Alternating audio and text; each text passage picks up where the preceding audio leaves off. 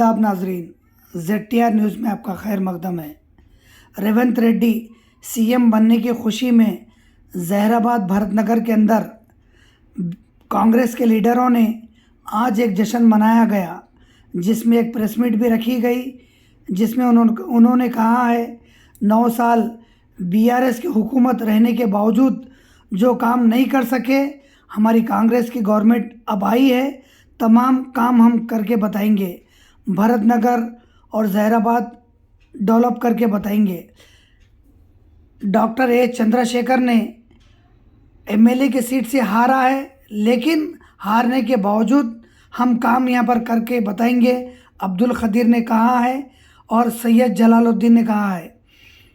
Video को like कीजिए और चैनल को सब्सक्राइब कीजिए।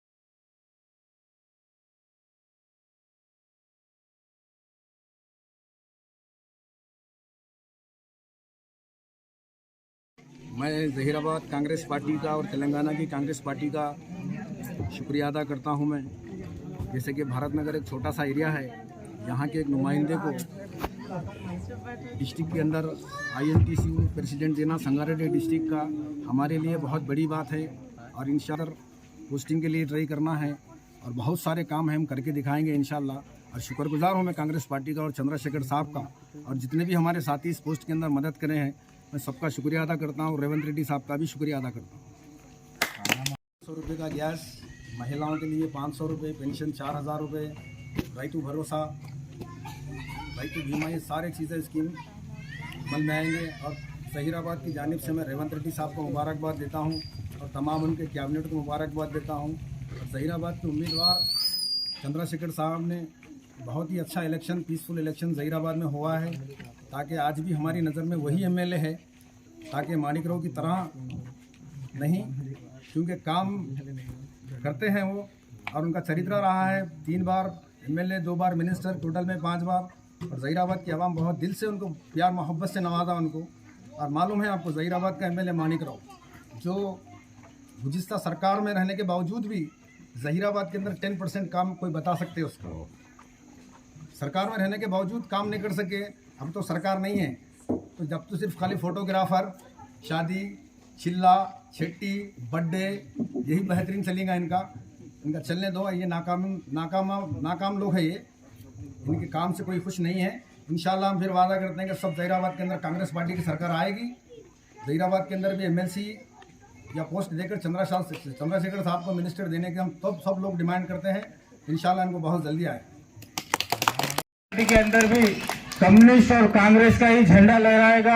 और देहातों में जो सरपंच MPTC है, आप लोगों को तो मालूम कि जहीराबाद कांग्रेस का गढ़ रहा, जबकि कांग्रेस की हुकूमत, TRS की हुकूमत रहने के बावजूद भी ZPTC सारे कांग्रेस, MPTC सारे कांग्रेस, कांग्रेस ही कांग्रेस। और जो म्यूनसिपालिटी का इलेक्शन नहीं होने का मतलब ही यही था कि टाउन के अंदर अगर हम हारेंगे तो हमारी शर्मिंदगी होगी, और ये दूर नहीं रहे। अब सबसे बड़ी बात, तो जहीराबाद से रावण से जैसी दीपावली में रावण को जलाए, दशहरे के अंदर हरीश राव से हमको मुक्ति मिली जहीराबाद के अंदर। हरीश राव से जो मुक्ति मिली जहीराबाद के अंदर, अब हरीश राव आएगा नहीं, आफ्टर हरीश राव भी एक MLA रहेगा। अब मानिकराव साहब ही है, बेचारे कुछ करते थे ना, इससे पहले कुछ कर सके ना आप कुछ करेंगे। लेकिन अब जो नौजवान तबका जो म्यूनसिपालिटी के अंदर आएगा, वो बराबर कांग्रेस के 6 गारंटी के साथ में वो लोग काम करेंगे। उनके साथ में काम कराने पे मजबूर सीपीआई करेंगी और सीपीआई के कैंडिडेट भी भरपूर तरीके से जहीराबाद की म्युनिसिपालिटी में हो या आम जगह हो उनके साथ में रहेंगे। और अमर निराला दीक्षा करी म्युनिसिपालिटी इलेक्शन के वास्ते, धरने करी, केसेस बुक कर ली। आज भी जहीराबाद में जो म्युनिसिपालिटी का फंड है, खासकर बस्तापुर, छोटी होती, छोटा हैदराबाद, ये जो लिए आज जहीराबाद के अंदर कहीं भी ये म्युनिसिपालिटी में जाने के बाद यहाँ से टैक्स तो वसूल करे बीआरएस गवर्नमेंट में, लेकिन यहाँ पे लाइट का इंतजाम नहीं, नल का इंतजाम नहीं, रोड का इंतजाम नहीं। तो आने वाले दिनों में म्युनिसिपालिटी इलेक्शन होने के बाद तेलंगाना का जो ख्वाब हमने देखा था उसको कंप्लीट करेंगे और सीपीआई वाले बराबर स्टेट के अंदर जो काम किए हैं, जो छोटी सोच रखने वाले केसीआर साहब मुंगोड़ जीतने के बाद ये लगा कि बगैर कम्युनिस्ट पार्टी वालों के साथ में जो 119 सीटों में से 104 सीट जीतने वाले आज 39 सीट पे रहे।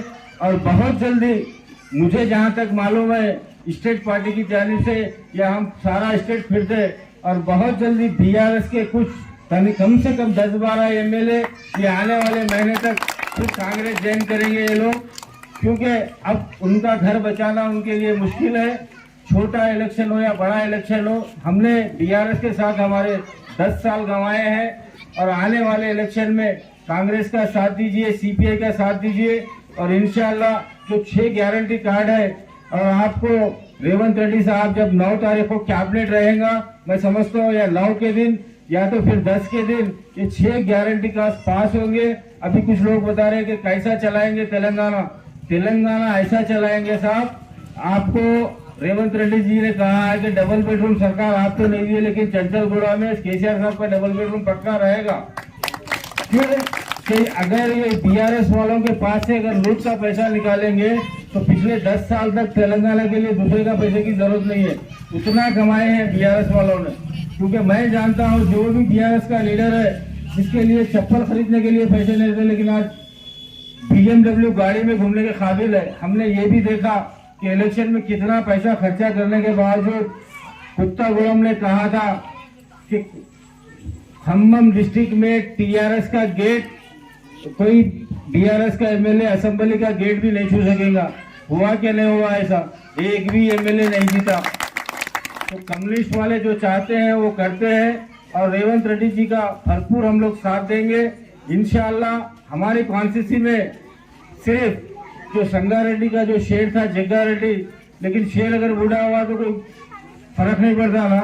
संगारेड्डी में भी डिस्ट्रिक्ट हेडक्वार्टर में भी कम्युनिस्ट पार्टी और कांग्रेस पार्टी उसी तरीके से काम करेंगी और इंशाअल्लाह आज तमाम लोगों का मैं फिर से एक बार अदबन गुजारिश करूंगा कि आने वाले जो इंतखाबात है, चाहे वो म्युनिसिपालिटी के हो या ग्राम पंचायत के हो, आप कांग्रेस के निशान को ही वोट देना है, क्योंकि जो सत्ता में रहता है उसी का काम होता है। ये हमने नहीं सिखाया, ये बीआरएस वालों ने सिखाया है।